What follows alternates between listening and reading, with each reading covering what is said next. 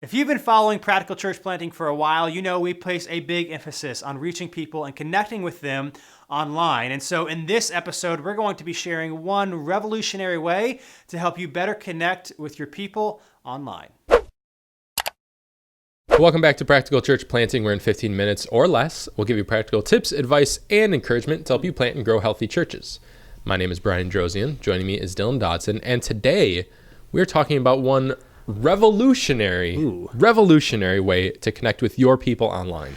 So we've hesitated to do this episode because we want to make this show practical. Mm-hmm. And for most church plants, I don't think this is something that you can do right away. Yep. But maybe you're in a space that you can, or maybe it'll just be interesting to hear what other churches are doing and or give you a way that you could maybe modify it for your setting. Yeah, might spark some ideas. So we'll explain the idea, what it is, how we do it, and then maybe how you could possibly do it in your setting. Yep. So what happened was last summer, after visiting my younger brother in Los Angeles, he works for an apparel company that also owns a bunch of professional video game teams. Mm-hmm.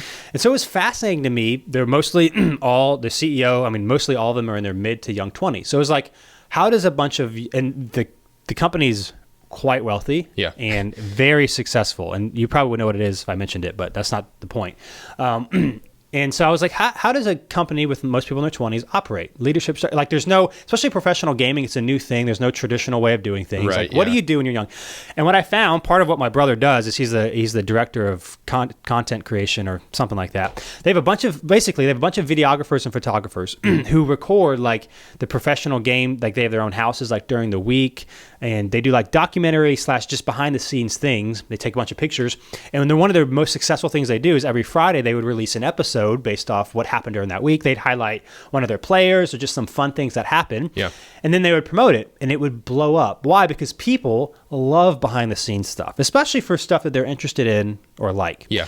And I was like, it was one of the fascinating things I learned. So I'm sitting on the plane as we drive as a flying home, and I'm like, man, that was crazy, like how they do videography, then they edit it, and it just looks great. Right. And then I'm also thinking, just maybe personality, I was like, I would love to do something to say there's no other churches that did this. Right. Right, yeah. Like I feel like a lot of churches say this, so they can't all be true, like multi-site or whatever. They're like, there's no churches at the time that did this or did this. And I was like, what's something cool that we could say?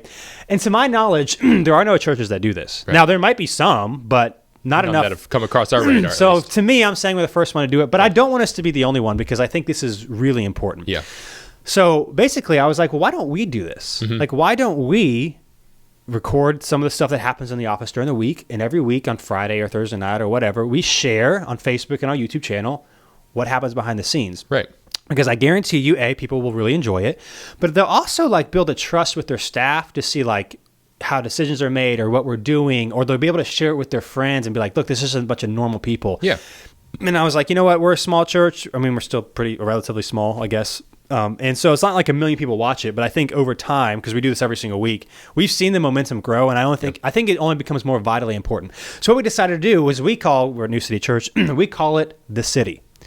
Now, as great as the idea was, Brian's really the one that puts it together, so he deserves the credit for it. And basically what we do is we take one of our cameras, and we just record a bunch of stuff during the week. Yep. Staff meetings, us trying to mount a TV, funny... whatever's going on. Some argument that comes across and, show people. And we try to mix it between here's some work and here's some fun stuff. And then at the end of the week, every single week, I think we're on episode 20-something now. Yeah, 24, I think. 24. So 24 weeks. We took a few weeks off for Christmas and all that sort of thing. I think so. We started like last August. Right. And every single week, we release what we call The City. Yep. It's behind the scenes. Sometimes we put some explosions in there, some special effects. Yep. And we just found that people love it. And in fact, like during Christmas when we didn't do it, people ask us, like, where's The City this week? Or people will come up to me in the lobby or on Sundays, and they'll literally say, here's what happened. Mm-hmm. And I think it's so effective because our people get to see us behind the scenes, what's happening. Because what part of the other question that sparked it is, if you're in ministry, what is one thing that people ask you all the time? Yeah. What do you do during the week? What do you do during the week? And so this is also a fun way to show people that we actually have stuff to do. Right. And so that's how the idea came about. And we've been doing it, and it's been fun. It's been a lot of work. Yeah. But I think, especially over the long term, people are just going to love it even more. Our college students love it, which makes sense because, and so that's kind of how it works. Why don't you talk a little bit about how you make it happen, and then we'll kind of give them some practical advice. Yeah. So this is, it's evolved some over the past 20 whatever episodes. But basically, like you said, kind of what we do is we have a couple cameras here, but we just take one of them and we drag it to everywhere. Like if there's something going on, there's always someone yelling, make sure to get the camera. And we'll even redo. I'll talk about like, well, we got to do it again. Yeah. But we just make sure to record everything, even if it doesn't sound like it's going to be something that anyone's going to care about or anything. We just get as much as possible. And then for most of the time, it's been myself, but now we have an intern that's helping with it as well.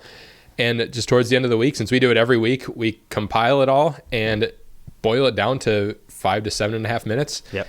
And of the most engaging stuff are the things that we think people need to see the most, whether we have an event coming up that week we want to highlight or just interesting something that happened that week, and boil it down and add some funny stuff in there, like throw some graphics or some green screen stuff in there just to make it a little more engaging. Because at the end of the day, if it is just we did this and then we moved to this, right, and it's just showing things that happened, that is very boring and people will get tired of it after an episode or two. So we do like to throw some fun stuff in there and make it kind of funny and like add explosions in there, right, and just stupid stuff that in reality is really stupid, but people get a kick out of it. Right. And so it's fun. And think about a lot of, even since we started doing it, I've been on lookout. Professional teams allowed to do it. A lot of brands do it now, where they'll just record stuff throughout the week. Duke basketball, I'm a big Duke basketball fan. They started doing it this season. They call it Duke Blue episode or whatever. And they every week they do a thing because people love that sort of thing. And so if you're curious what it looks like, our Facebook page, newcityrdu.com/ or facebook.com/newcityrdu. Or you can go to our YouTube channel, New City RDU, and just search, like, we have a category called the city. So it's easy to see them. And it's going to take more work in the beginning because you're going to have to figure out how to cut down. I mean, now we do record a bunch of stuff, but we also are more strategic about what we record. It's not like we record like 5 hours of stuff. Like we kind of know at this point what's good and what's not.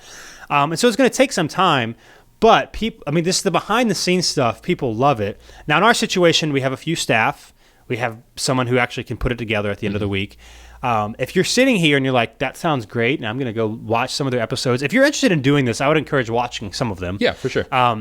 What would you say to someone who's like, well, I'm by myself or I've got one or two people, but I would love to show some people some behind the scenes stuff? Yeah. So I think this is something that can be done by most anybody at some scale. Right. Maybe not the scale that we do, but if you're by yourself or just you and a few people and don't have equipment or anything like that, if you have an iPhone that's anything newer than like a 6 or a 7, you've got a pretty great camera and you can record things that happen and you can put it together in iMovie. Right. If you got a Mac, it's free. I mean, there are resources out there that you can put things together, and if you've got some time, you can take an hour or so and throw it together at the end of the week. And it might not be, the most groundbreaking thing in the world, but your people have no frame of reference and they're gonna enjoy it. I mean, if you make it somewhat engaging, put some music behind it so it's not just dry people talking and things like that, and just kind of come up with different things to make it a little more engaging. The first few may not be super great, but you'll learn over time. If we go back and watch the first few that we did, they were not super great. And one thing that we were thankful for is Dylan's brother, who we talked about, who does this, gave some feedback on how to make it better.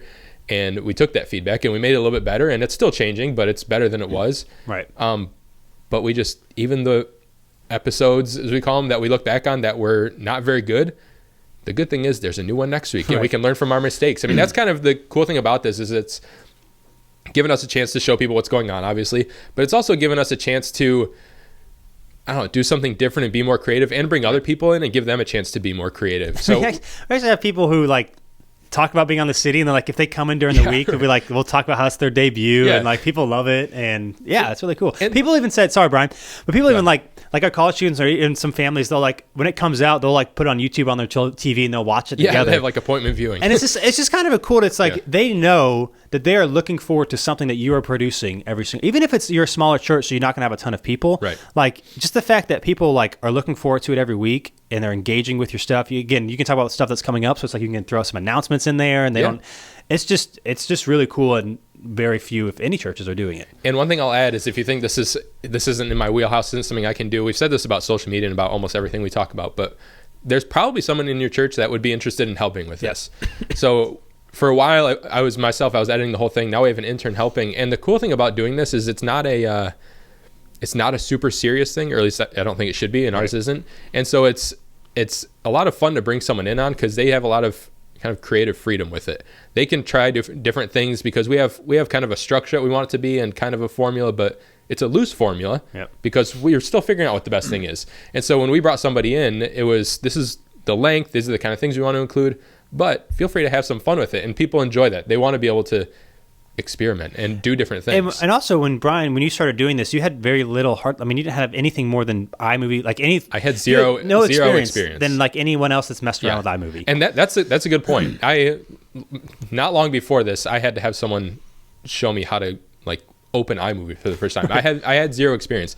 But doing this, if you decide this is something that like an undertaking you want to take on and want to get better at this, doing a video that goes out to the public weekly gets you good real quick. Like it lets you learn very fast. And there's a million YouTube videos on there. And it's not as pressure filled as like a testimony video or something like that. Because it doesn't have to look all polished. It's just like you get to try stuff and learn. You're not going to be like ruining someone's story if this doesn't turn out right. There's another one next Friday. So if this one didn't turn out great, we have another one. And it's been a lot of fun. And just some more practical tips. I mean, you could do more of maybe it's just you could do more of a vlog thing. You can just kind of share some things and put it together at the end of the week. Ultimately, what makes it so successful, why everyone loves it, is just behind the scenes. And maybe you're like, I don't know how to do that stuff. You could start even smaller with like Insta stories. Do a couple Insta stories throughout the week of things that you are working on to show people like what you're doing. And people they like it. I mean, just think about too, if you're a sports fan or there's a brand you like or there's a company you like, if they show you some stuff of how like they operate or how they make things, it's like, oh, I had no idea. That's really interesting. I mean, in reality, every movie for the past 50 years has included behind the scenes or making of in the DVD. So and that takes a lot of work to do, but the reason they do it is because people love it. So, a question for you: we've answered this before, but in case someone's listening for the first time, this doesn't sound like a very spiritual thing. Why should we spend our time on something that's not super spiritual? So, obviously we talk about on social media doesn't have to be all spiritual. You want it to be engaging. And it's not super spiritual, like at all. Yeah. But what's helpful is it shows you as a normal person, your staff as a normal person. And the reason that we do this is to help our people better connect with their church and better be excited about their church and looking forward to sharing the content and engaging the content and just be able to know, oh, that's what they're doing. Like I really do feel like, it's just true that people get to know you better. Yeah. Like get to know me better, get to know our staff better, especially as we grow. We don't get to have personal conversations with everybody. They get to see that we're normal people and it helps them better connect to us when they come on Sundays. Yeah. I think it makes them more relaxed to invite their friends because it's like, hey, look at this funny thing. And I think it could turn into like, they're not even inviting their friends to church. They're just sharing a funny video. Right. But then their friends are like, oh, like those are normal people. Yeah, totally. I think the point of this episode is how to connect with your people better. And in order to lead your people better, you have to connect with them and have a relationship with them, and they have to like you. Yeah. And I think doing something like this, while it takes a lot of work and you might not see a lot of return on investment in the beginning, I think the consistency of it is what changes the game for you. It makes people really excited about it and helps you connect with them more. So I would say if this is something that interests you, check ours out and start somewhere. And if anything, like we said in the beginning, I don't know that there's any churches in the country that are doing it in the world. Yeah. You can be on the ground floor. So you can say, I was the first one, and don't even tell them about practical church planting. That's right. Yeah, you can say you're the first one. We don't care. We all just want the kingdom to grow. And again, go to our Facebook page or our YouTube channel just to see how we're doing it. Yeah. Even if you can't do it to that scale, you'll just kind of get an idea. Or maybe you could do it better. Maybe you've got more staff or you're just particularly good at it. You can maybe do it better. And one thing I'll add before we wrap up is, because this helped us a lot, not that we are by any means, or not that I am by any means an expert in this field, but if you decide to do it and want some feedback or just want some tips or whatever, shoot us an email. Yeah, go to practicalplanning.com. You can find our contact stuff. You can go to practicalplanning.com/questions. We can follow up with you there. And we'd love to help you out in any way we can. Totally. So thanks for being with us. As always, practicalplanning.com/questions. If maybe you want us to talk more about this in a future episode or something you're dealing with, we'll talk about it then. And until next time, we'll be with you on Practical Church Planning. Thanks so much for watching this episode of Practical Church Planning. Whether you're watching on Facebook or YouTube or Practical Planning, wherever you are, whatever you're doing, make sure you like or subscribe or do whatever it's telling you to do or should do on that platform. And hey, if you are so tired of looking at our ugly faces, but you're not tired of listening to our beautiful voices, then you can find our podcast if you just search Practical Church Planning on iTunes or Google Play. Make sure not to just find it, not just to listen, but to subscribe. Make sure you subscribe. Brian, tell them to subscribe. Subscribe. See you next time.